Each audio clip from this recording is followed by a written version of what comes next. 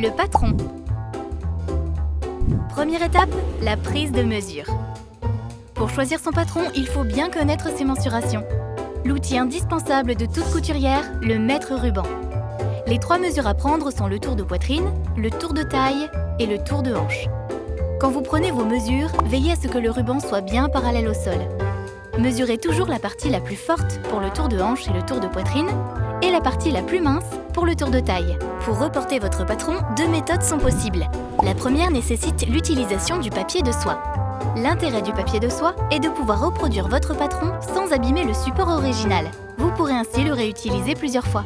Dépliez votre patron soigneusement. Attention, c'est fragile. Vous pouvez quand même le repasser si les plis sont trop marqués. Repérez bien votre taille et le type de ligne que vous allez devoir suivre sur toutes les pièces du patron. Posez votre papier de soie sur le patron. Vous pouvez voir le tracé par transparence. Repassez sur le tracé. Soyez le plus précis possible en vous aidant d'une règle droite ou courbe. N'oubliez pas de marquer l'écran, pince et emplacement de boutons. Et évidemment, le droit fil.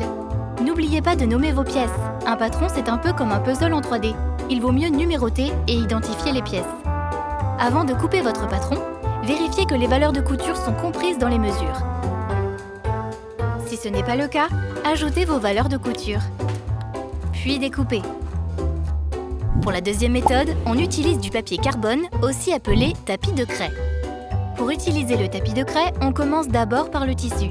Posez-le bien à plat sur la table. Attention à ce qu'il ne pende pas dans le vide. Dépliez votre tapis de craie, face colorée contre le tissu. Puis placez votre patron au-dessus du tapis de craie. N'oubliez pas de repérer votre taille avec le trait correspondant. Vous pouvez commencer à tracer en utilisant une roulette à patron.